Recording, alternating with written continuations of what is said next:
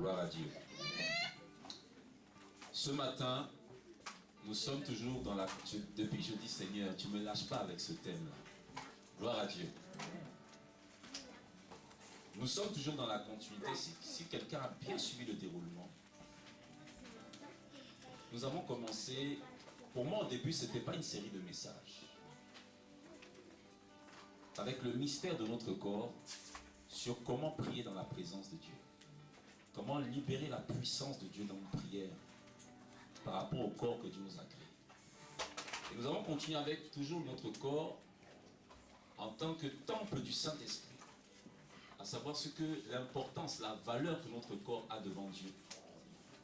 Et les exigences que Dieu attend aussi de ce corps. Notamment en termes de sanctification. Et nous allons continuer avec Jésus lui-même comme notre temple véritable.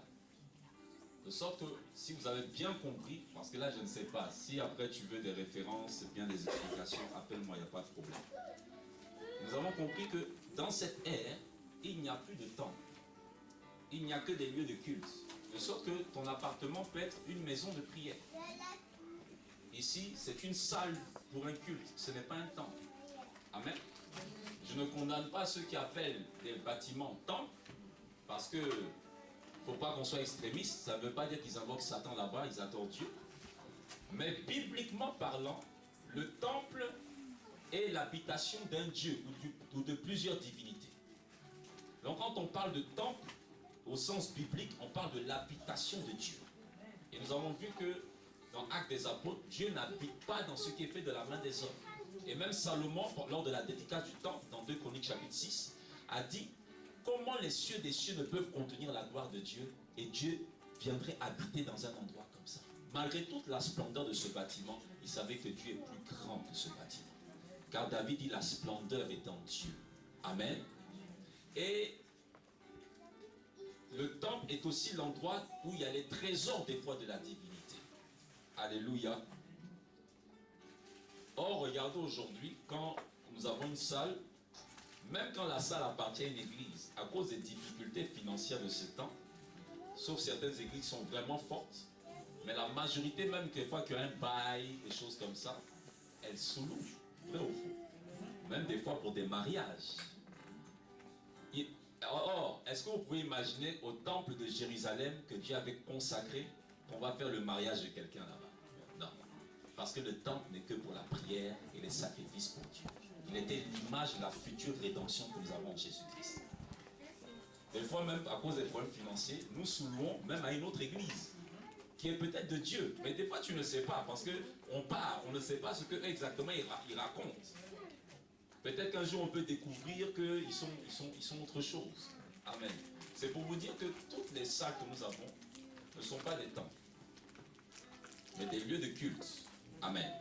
Le temple, c'est Jésus lui-même, et c'est aussi toi où il a déposé son esprit. Et nous continuons, parce que nous avions vu que dans le modèle du tabernacle, il y avait la partie du lieu très saint, où il y avait ce qu'on appelle l'arche de l'alliance. Et l'arche de l'alliance, c'est Jésus lui-même. Je reviens rapidement. Jésus a une double nature. Il est Dieu et il est en même temps homme. Et l'arche de l'alliance était fait en bois d'acacia. Or le bois vient de l'arbre et l'arbre bibliquement représente l'être humain. Et le bois d'acacia était imputrescible. Ça représentait, c'était un bois très solide. Un bois qui ne pourrissait pas comme cela. Donc cela représentait Jésus en tant qu'homme qui a mené une vie très sainte devant nous. Devant Dieu et devant les hommes qui n'a jamais péché. Mais il était recouvert d'or pur à l'intérieur et à l'extérieur pour dire que sous la chair humaine que vous voyez, c'est le Dieu véritable qui est là. Parce que l'or est aussi le métal de la gloire de Dieu. Alléluia. Et dessus, il y avait ce qu'on appelle le propitiatoire, c'est-à-dire le couvercle de ce coffre sacré, où il y avait, qui était en or pur. Là, il n'y avait pas de bois, parce que cela représente le trône de Dieu, c'est-à-dire Jésus qui fait la médiation, qui sert d'intercesseur, d'intermédiaire entre tous les hommes et le ciel pour les sauver. Alléluia. Et le sang était déposé une fois par an, il y avait 7 aspersions de sang sur le propitiatoire. Et il y avait 2 chérubins qui avaient les regards baissés en direction du sang.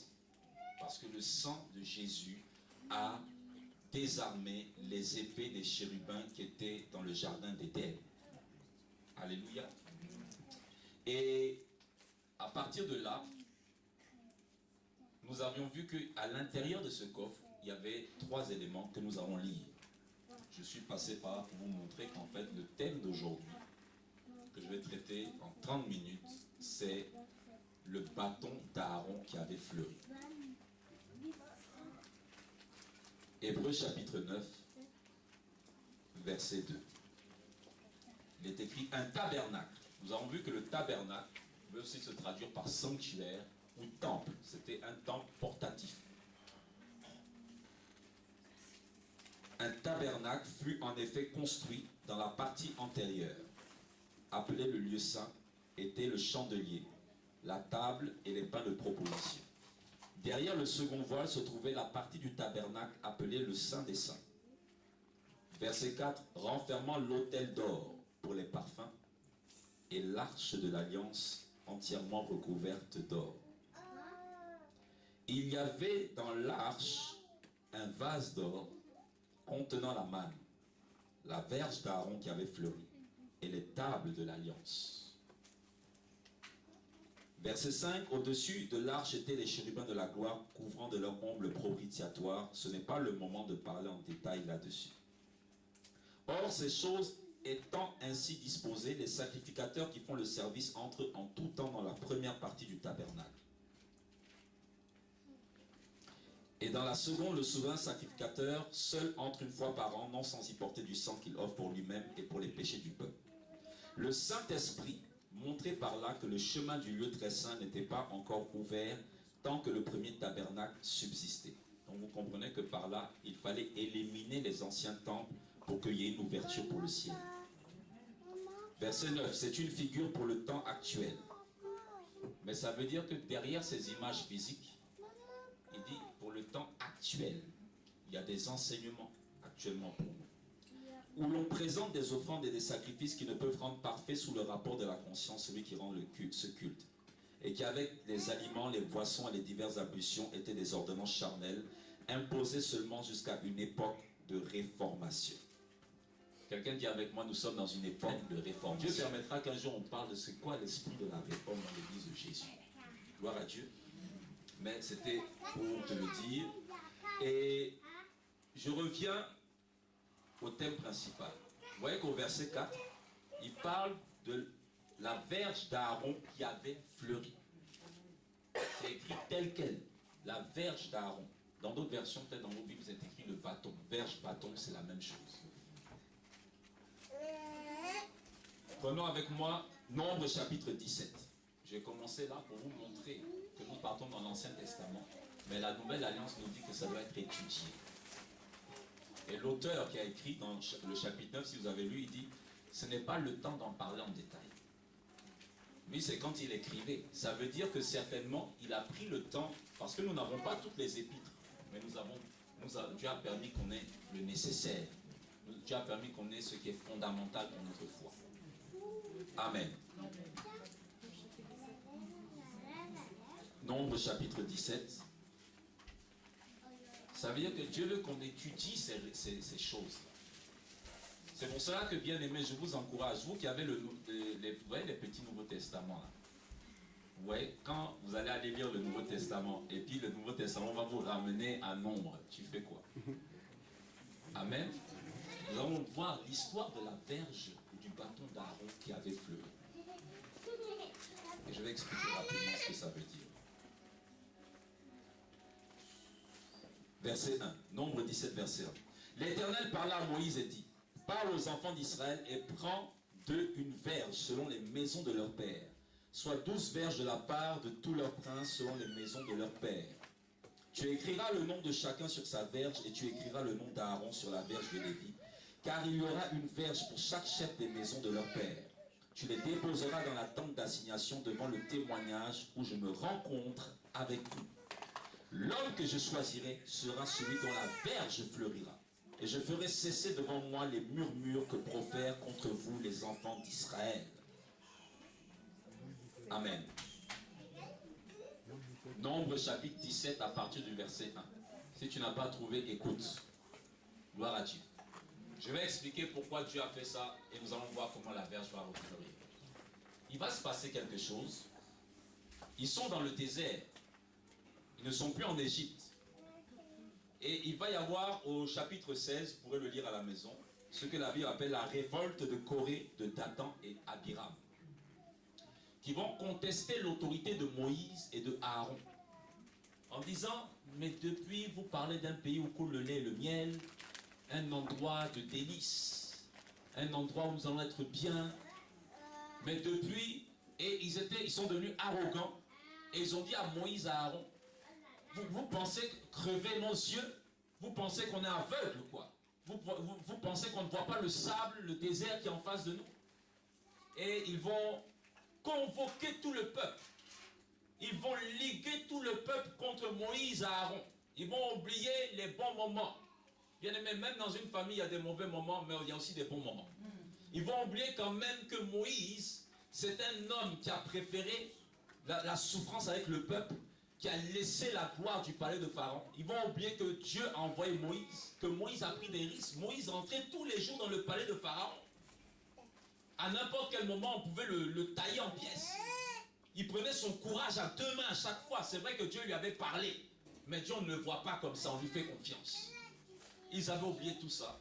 Et ils ont dit, ceux-là, on va les lapider. Il faut qu'on se débarrasse d'eux. Ils ont commencé aussi à dire, mais eux, ils pensent que c'est à seulement eux que Dieu parle. Et Moïse va leur dire, mais Corée, Dathan, Abiram, Dieu vous a donné des responsabilités dans le peuple. Cela ne vous suffit-il pas pour venir prendre la responsabilité que Dieu m'a confiée à moi? Donc, Moïse va leur dire, on va faire quelque chose. Chacun va brûler un parfum d'adoration devant la tente de la rencontre, le tabernacle. Et celui que Dieu va approuver, l'adoration, le parfum que Dieu va recevoir, c'est celui-là qui sera le choix de Dieu. Et ça va les énerver.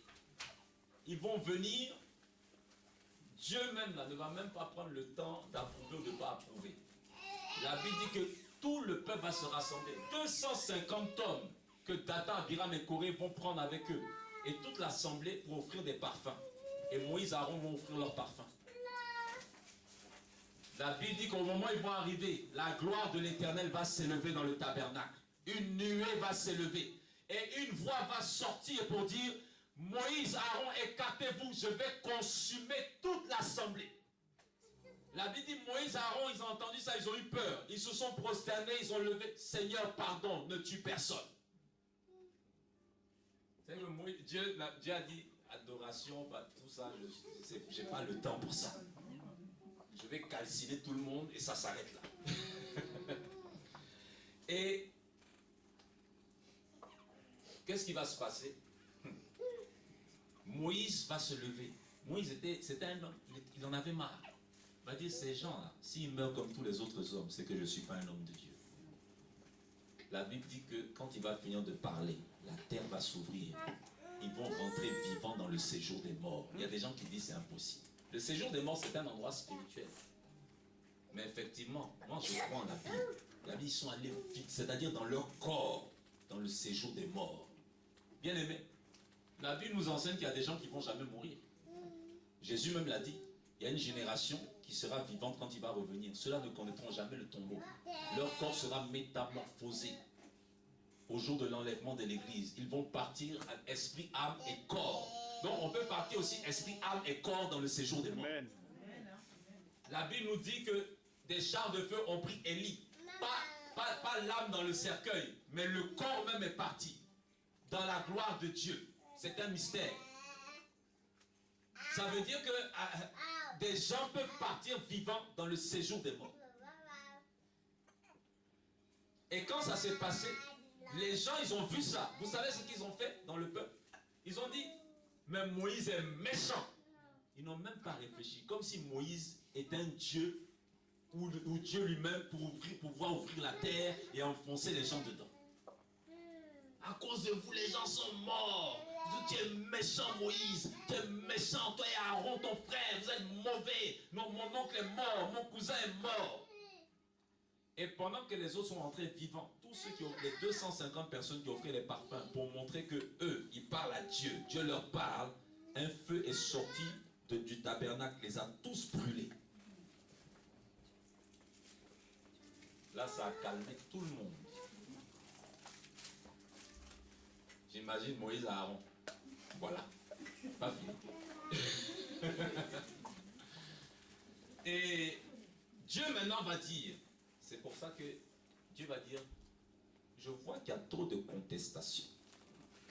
Pour finir avec cette histoire, Moïse, tu prends le bâton de ton frère Aaron. Moïse était le petit frère d'Aaron. Mais devant Dieu, c'est le spirituel qui compte. Tu prends le bâton. Tu dis à tout le monde, les 12 tribus, que chaque tribu ramène son bâton. Chacun va graver le nom. Vous allez emmener ça à l'intérieur, dans le lieu très saint, où personne n'a le droit d'entrer. Mais Moïse avait une relation particulière. Lui, il arrivait à... Parce que son frère ne devait entrer là-bas qu'une fois par an. Mais Moïse, là, c'est une image de Jésus. Moïse arrivait à entrer là-bas souvent. Il rentre, il sort, il rentre, il sort. Et Moïse rentre, il prend tous les bâtons. Il emmène ça dans la partie du lieu très saint. Or, Hébreu 9 que nous avons lu, c'est une fois par an. Lui, il rentre, il dépose tous les bâtons devant l'arche de l'alliance. Et Dieu lui dit, je reviens demain matin. Le bâton qui fleurit, c'est mon choix, c'est mon roi. Pour montrer que c'est celui qui va parler à partir de maintenant. Hey. Donc, revenons à nos moutons. Donc, vous voyez le contexte. C'est dans ce contexte-là que Dieu va faire fleurir un bâton. Sinon, Dieu va faire fleurir un bâton, pourquoi? Le bâton qui fleurit là, ça change pas, ça change nos factures. Ça changerait à nos vies. Maintenant, regardez. Verset 7. Moïse déposa les verges devant l'Éternel dans la tente du témoignage. Le lendemain, lorsque Moïse entra dans la tente du témoignage, voici, la verge d'Aaron pour la maison de Lévi avait fleuri. Elle avait poussé des boutons, ou des bourgeons si vous préférez, produit des fleurs et mûri des amandes. Moïse ôta de devant l'Éternel toutes les verges et les porta à tous les enfants d'Israël afin qu'ils les vissent et qu'ils prissent chacun leur verge. L'Éternel dit à Moïse, reporte la verge d'Aaron devant le témoignage pour être conservé comme un signe pour les enfants de rébellion, afin que tu fasses cesser devant moi leur murmure et qu'ils ne meurent point. Moïse fit ainsi, il se conforma à l'ordre que l'Éternel lui avait donné. Les enfants d'Israël dirent à Moïse, voici nous expirons, nous périssons tous. Quiconque approche du tabernacle de l'Éternel meurt, nous faudra-t-il tous expirer? Vous voyez, c'est que même Dieu était tellement fâché que tous ceux qui s'approchaient mouraient. Amen. Maintenant, qu'est-ce que ça veut dire? C'est quoi un bâton? Un bâton, c'est un morceau de bois allongé qui nous sert d'appui, qui peut nous servir d'arme de défense, comme d'arme de punition. Tu n'as jamais tapé avec un bâton quand tu étais petit? Amen. Le bâton, dans sa symbolique, représente aussi l'emblème d'une fonction de commandement. Quand vous lisez Genèse, la prophétie de Jacob sur la tribu de Juda dit, le bâton de commandement ne s'éloignera point de Juda jusqu'à ce que vienne le Shiloh et que toutes les nations lui soient soumises, c'est-à-dire Jésus-Christ de Nazareth. Le bâton peut être un symbole de royauté ou d'autorité et de pouvoir suprême.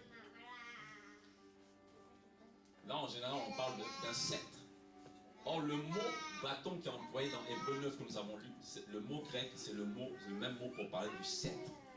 Ça veut dire que le bâton d'Aaron représentait l'autorité. Alléluia.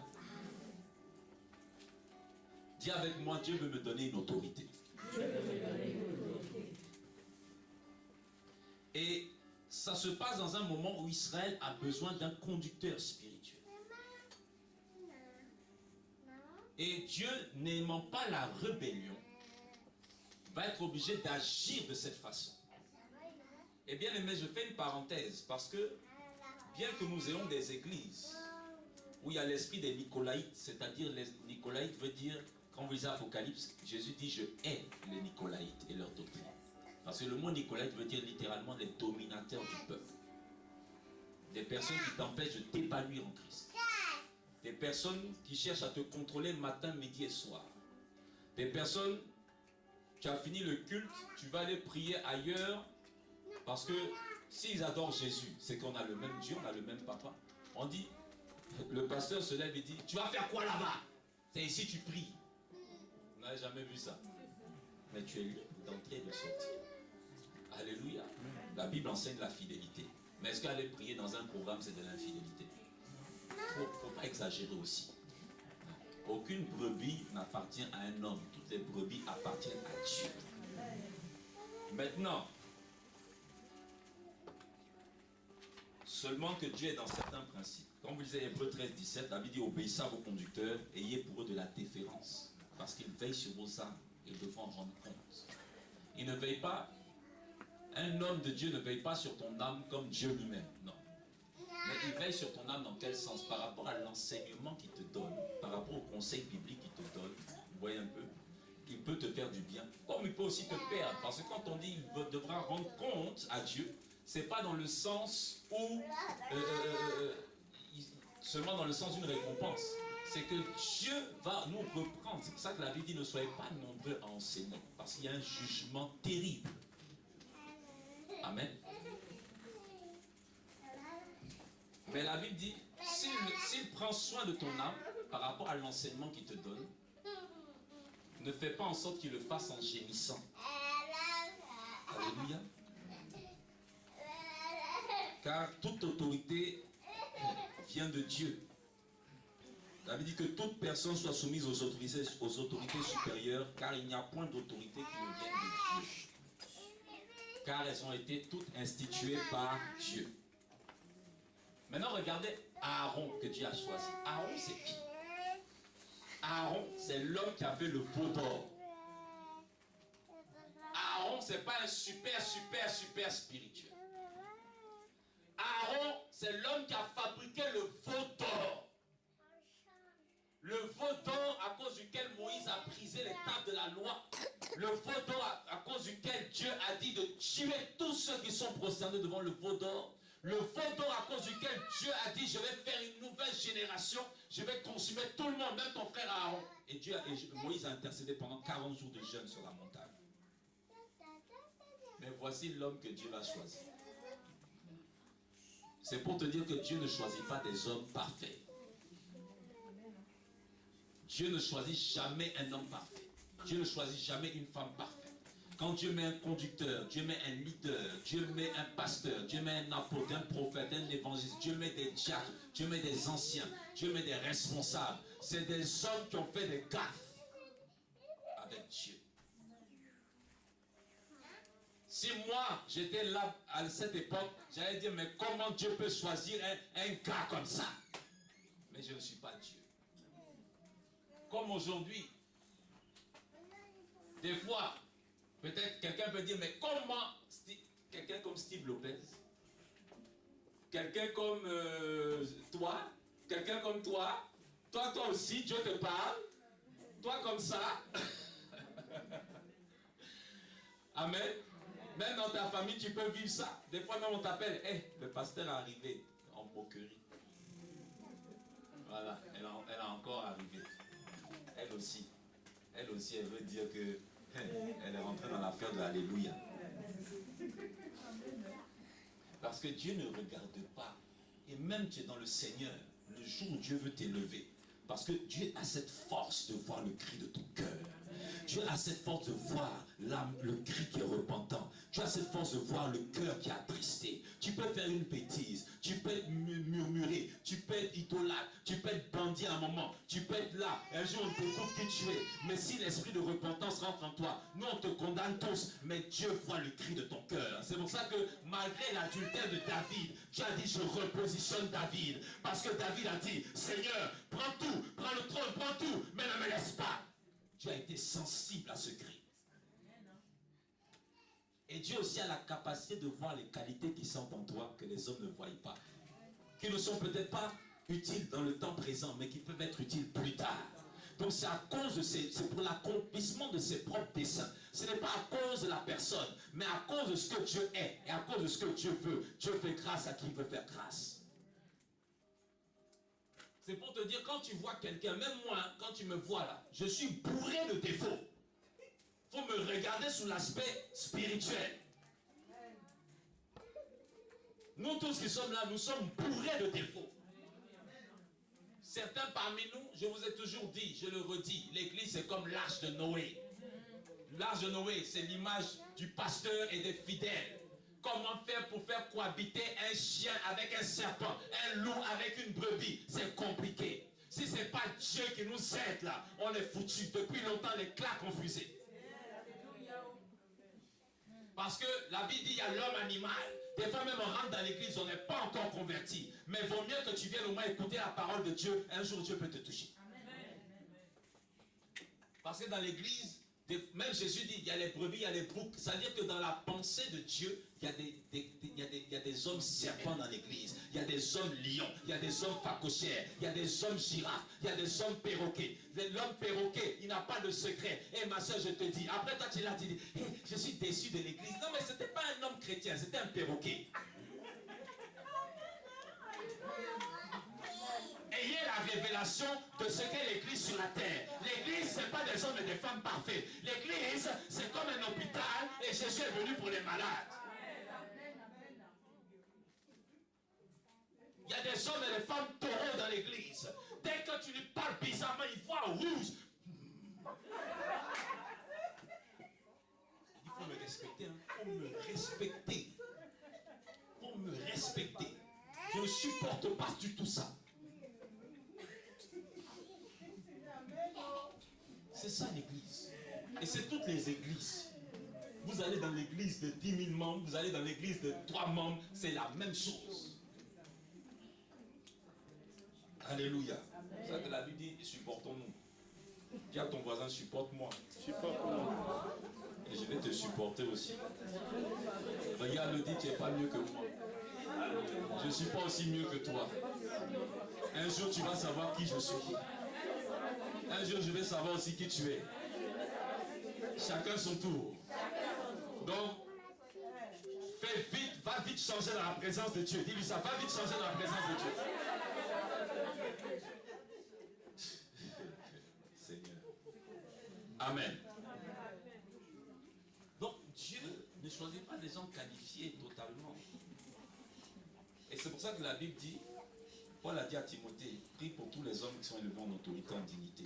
Quand quelqu'un est élevé en autorité, en dignité, la Bible dit, pour prier pour lui. Parce que dans l'homme, dans la femme, il y a des défauts. C'est ça que Jérémie 17 dit, maudit soit l'homme qui met sa confiance dans l'homme. Alléluia.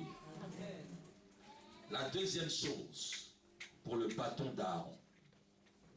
Le bâton d'Aaron, c'est Jésus-Christ de Nazareth. Je vous dis la vérité. Le bâton, quand il vient de quoi? Du bois, des fois d'une branche. C'est-à-dire qu'il est séparé de la source de vie, de la racine. Donc un bâton, c'est un bois mort.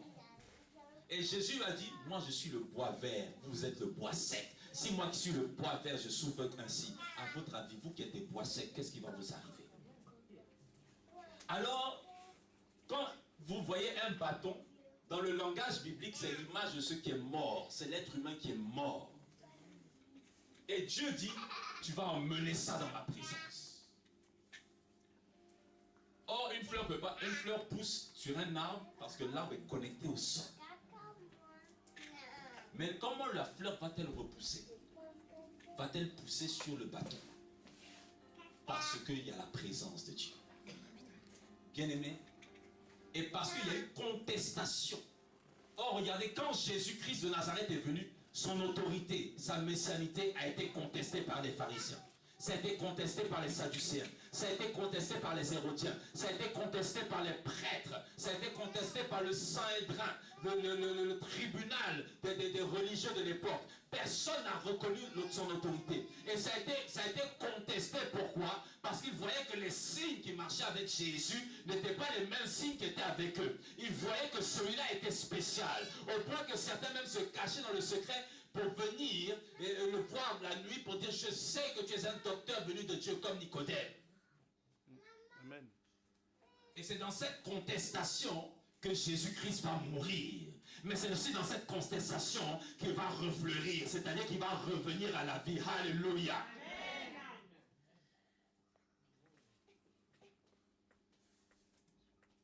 Est-ce que vous comprenez? C'est pour cela que, quand il a fini de présenter le bâton, l'Éternel des armées dit à Moïse, tu me ramènes le bâton dans ma présence. Parce que le bâton était avec vous hier. Mais le bâton refleuri ne doit plus rester avec vous. Il revient auprès de moi. Quand Jésus est resté d'entre les morts, il remonte auprès de Dieu, récupérer la gloire qu'il avait avant que le monde n'existe.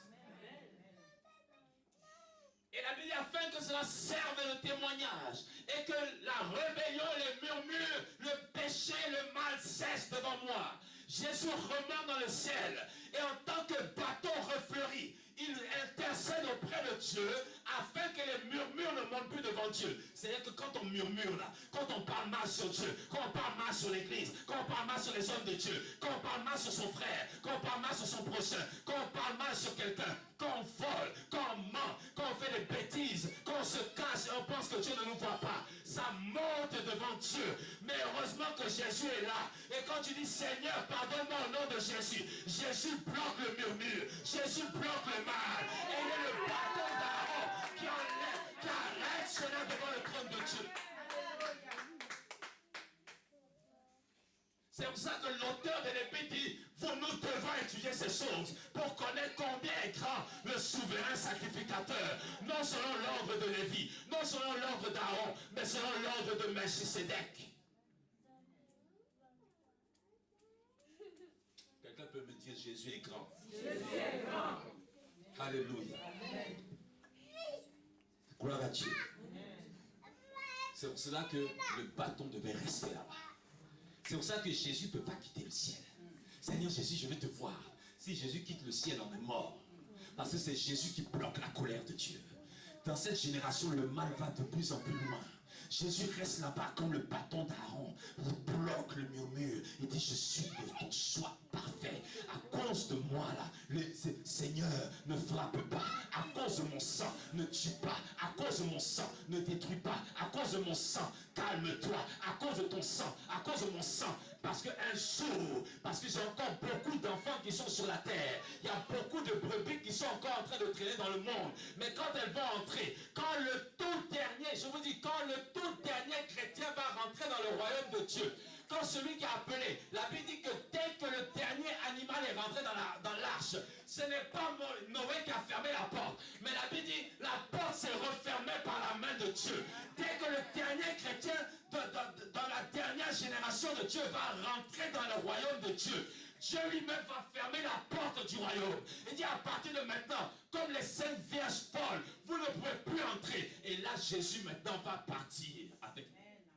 Il va venir nous chercher. Mais sinon, pour l'instant, il ne peut pas quitter le ciel. S'il quitte le ciel, on est mort. Alléluia. Ouais, c'est pour ça que Jésus dit, la loi parle de moi. Mais si tu ne demandes pas au Saint-Esprit, tu ne peux pas voir ça. Toi, tu ne verras qu'un bâton. Mais derrière le bâton, il y a le Sauveur. Alléluia. Et regardez, il n'a pas dit dans la présence, il dit demain matin. Pourquoi? Parce qu'il dit la nuit, un autre jour. C'est pour dire que c'est dans la nuit que tu vas refleurir, dit le Seigneur. La Bible dit, il y eut un soir, il y eut un matin, et ce fut un nouveau jour. Il y eut un soir, il y eut un matin, ce fut le deuxième jour. Quand tu rentres dans un nouveau jour, le nouveau jour ne commence jamais le matin, mais commence la nuit. La Bible n'a pas dit, il y eut un matin, un soir, mais il y eut d'abord un soir, et il y eut un matin, et c'est le nouveau jour. J'ai enseigné ici, j'ai dit, Quand Dieu te fait rentrer dans un nouveau jour, quand Dieu te fait rentrer dans une nouvelle étape, quand Dieu veut t'amener dans une nouvelle dimension, quand Dieu veut t'élever, quand Dieu veut te bénir, il faut des murmures. Quand Dieu veut te faire aller de l'autre bord, on ne doit pas te comprendre. Parce que c'est à toi que Dieu parle, c'est pas aux autres. Quand Dieu doit toucher ta maison, il ne parle pas au pasteur, il parle à toi. Quand Dieu parle à mon ministère, il ne parle pas à toi, il parle à moi. Quand Dieu veut parler à tes enfants, il parle à toi, il ne parle pas à moi. Parce que c'est toi, c'est à travers toi que Dieu veut sauver la famille. Alléluia.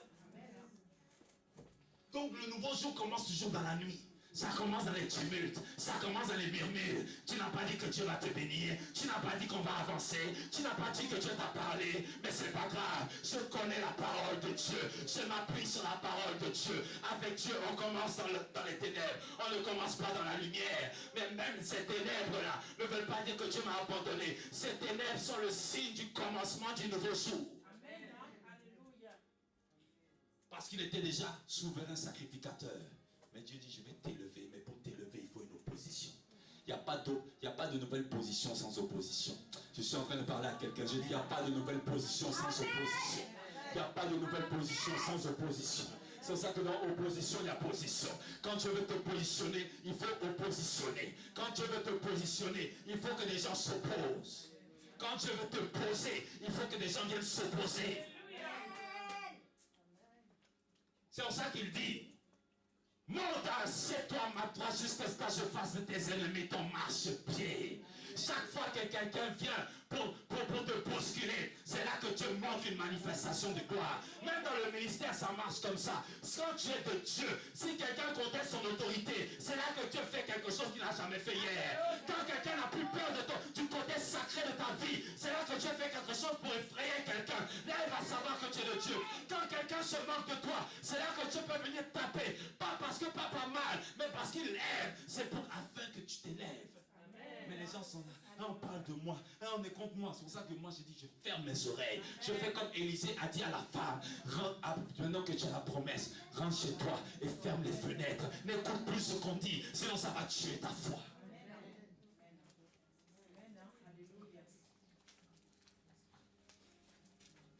Il voulait dire, le bâton va refleurir dans la nuit. De la même façon que Jésus est rentré dans le tombeau. Quand tout le monde a cru que c'était fini. Il ne savait pas qu'il allait ressortir. Mais quand il est ressorti, ce n'était plus le même Jésus. Il est ressorti, il a refleuri.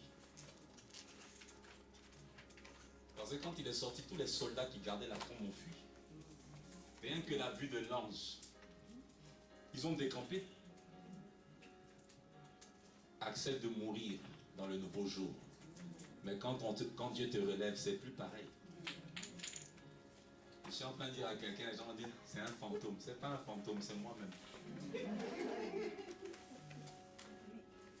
Alors, alléluia. Alléluia. Dis à ton voisin, ne fuis pas l'adversité. Parce que c'est l'adversité. Dis-lui, c'est l'adversité qui te permet de passer au niveau supérieur.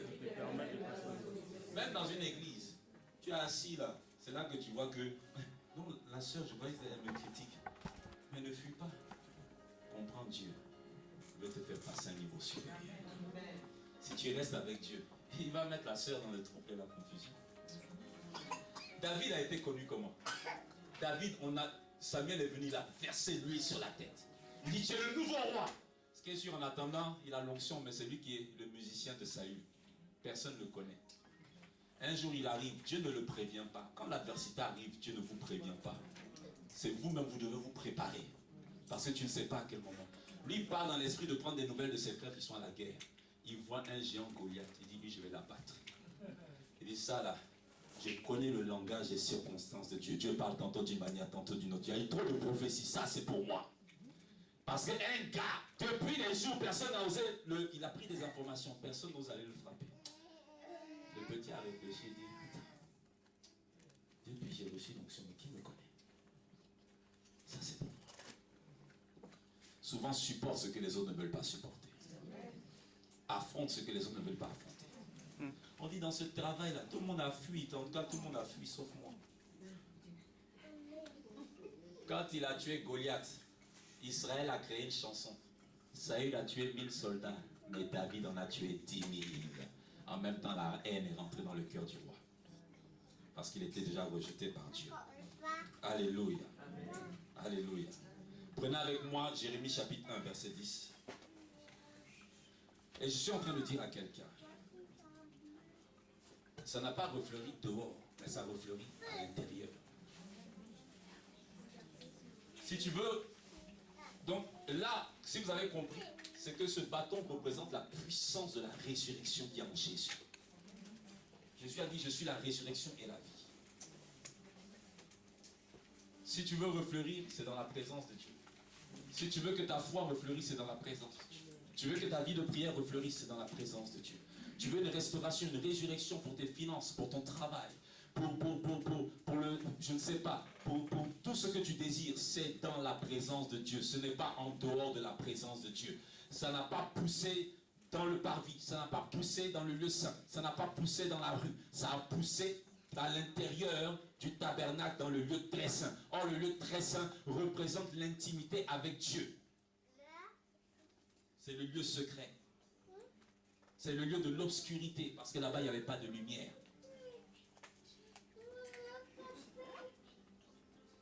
Jérémie 1, verset 10. Verset 11. Verset 11. La parole de l'Éternel me fut adressée en ces mots. Que vois-tu, Jérémie? Je répondis, je vois une branche d'amandier. Et l'Éternel me dit, tu as bien vu, car je veille sur ma parole pour l'exécuter. Alléluia. Ouais, ici on nous parle de l'amandier. Amen. Prenez rapidement Exode 37. Exode 37. On court. Si vous ne trouvez pas, je le lis pour vous. Exode 37, verset 19. Il y avait sur une branche, ici on parle du chandelier d'or. Il y avait sur une branche 3 calices en forme d'amande, avec pommes et fleurs, et sur une autre branche 3 calices en forme d'amande, avec pommes et fleurs. Il en était de même pour les 6 branches sortant du chandelier. De la tige du chandelier, il y avait 4 calices en forme d'amande, avec leurs pommes et leurs fleurs. Amen. Ici, vous avez constaté, qu'est-ce qui a poussé? La Bible dit, il y a la fleur qui a poussé du bâton d'Aaron, et ça a produit des amandes, et qui étaient déjà mûres, comestibles. Amen. Et en plus, Jérémie dit, j'ai vu une branche d'amandier. Et le chandelier était décoré en forme d'amandier. Dis avec moi, il y a un message. Il y a un message. Dis avec moi, il y a un message caché. Il y a un message caché. C'est l'amandier. C'est le premier arbre qui bourgeonne au printemps. C'est le premier arbre à se réveiller de l'hiver, parmi tous les arbres. Allez vous renseigner. Il se réveille en janvier, et quand il sort, les fleurs sont roses. Et le mot hébreu, pour prononcer amandier, le mot hébreu pour parler d'amandier, littéralement ça veut dire celui qui se réveille. C'est derrière la résurrection de Jésus. Souvenez-vous que toi aussi tu es un temple. Donc en tant que temple, il y a une puissance de résurrection. Il y a un bâton d'Aaron en toi. Ça veut dire qu'en toi, là, tu peux ranimer les choses. C'est pour ça que Paul dit à Timothée, ranime la flamme du don de Dieu. Un chrétien a la capacité de ranimer ce qui ne se manifestait plus. Parce que comme Jésus est venu habiter en lui, il a reçu l'Esprit Saint, l'Esprit de Jésus. Donc l'Esprit qui était dans le bâton d'Aaron là, est en toi et en moi.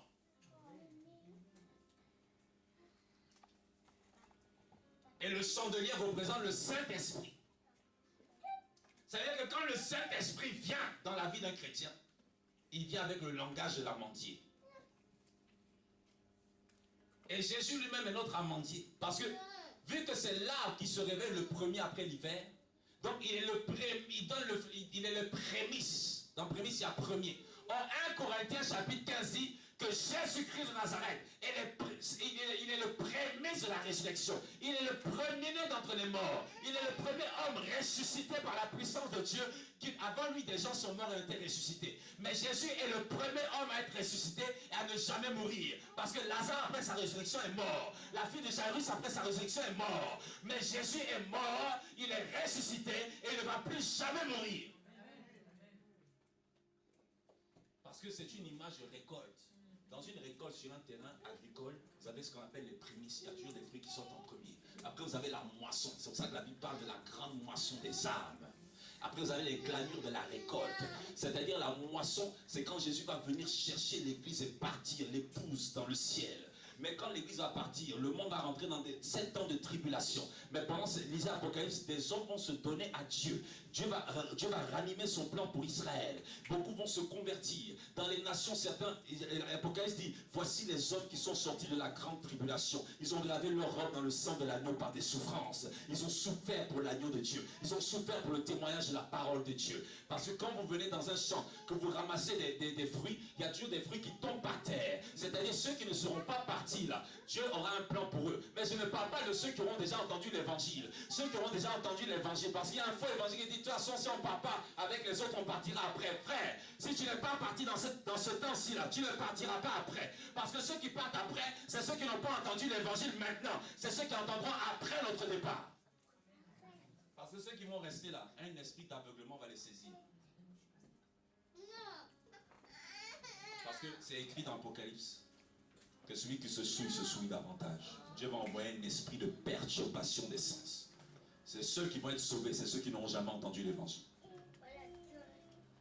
Alléluia. Et donc, pourquoi la mendier? Parce que Jésus est le premier à être sorti du tombeau victorieux sur la mort. Parce que la mendier dans la gloire, c'est pour ça que Psaume 19 dit la gloire de Dieu est dans la création. Si tu veux prêcher là, dis Seigneur, je veux voir ta gloire. Les gens veulent voir une lumière. Regarde la création de Dieu. Tu vas te dire, tu vois pourquoi l'herbe fait comme ça? Parce que je fais comme ça. Tu vois la fourmi? Parce que je travaille comme ça. Tu vois ça? Parce que je fais comme ça. Tu vois cet arbre? Parce que je fais comme ça. C'est la gloire de Dieu. C'est ce que Dieu a manifesté. Alléluia. Ecclésiaste parle de la chevelure du vieillard qui blanchit comme l'amandier. Ecclésiaste 12:5. Parce que l'amandier, quand les fleurs sortent en janvier, c'est rose. Mais en février, là, ça devient tout blanc. Oh, Jésus dans le ciel, un vêtement d'une blancheur dont il n'existe point sur la terre. Des cheveux plus blancs que la laine. Apocalypse chapitre 1.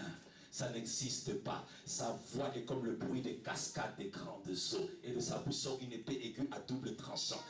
C'est notre amandier, le premier-né d'entre les morts. Celui qui est parti nous ouvrir les portes du royaume de Dieu. Amen. Et comme l'amandier se réveille le premier, Dieu t'appelle ce matin amandier.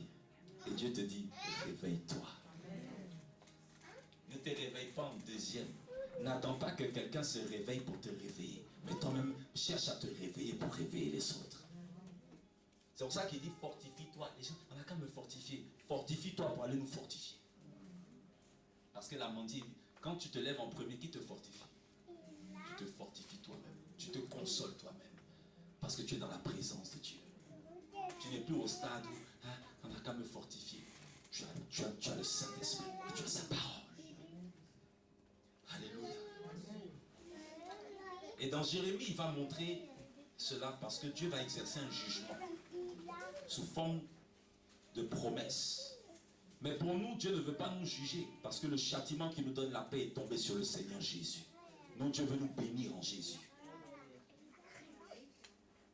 Et vu qu'il se lève en premier, l'amandier, c'est-à-dire, bien aimé, si un jour Dieu te parle, te montre un amandier, commence à bénir Dieu, commence à chanter des louanges et dit c'est fini, c'est plus la peine de prier, c'est maintenant le temps de chanter des cantiques. Parce que ça veut dire que Dieu est prêt à travailler. Parce que l'amandier veut dire celui qui vient en premier. Et l'amandier, c'est celui qui est rapide. Ça parle de la rapidité au niveau de la création. C'est-à-dire que quand Dieu te montre l'amandier, Dieu est en train de te dire, mon fils, ce que je t'ai dit là, ça vient avec une rapidité qui va surprendre tout le monde.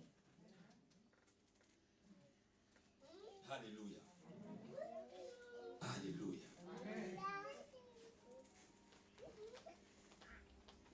Ça parle du zèle de l'évangile. Si tu me comprends cela. Dieu veut que tu ranimes ta flamme. Dieu veut que tu ranimes ton zèle. Dieu veut que tu ranimes ton zèle dans la prière, dans la sainteté, dans la consécration. Dieu veut que tu refleurisses. L'amandier, ça parle de la sagesse, la chevelure du vieillard. L'Esprit de Dieu n'a pas été seulement donné pour pousser des cris, pour prophétiser, mais il veut te donner un esprit de sagesse, pour craindre Dieu, pour obéir à Dieu. Alléluia. Alléluia. Alléluia. Alléluia. Est-ce que quelqu'un veut prier ce matin? Tu vas te tenir debout, tu vas demander à Dieu de manifester la puissance qu'il a manifestée dans le bâton d'armes. Tu vas dire à Dieu, Seigneur, fais une puissante résurrection dans ma vie ce matin. Je pourrais expliquer plus, mais prions le Seigneur. Tiens-toi debout un instant.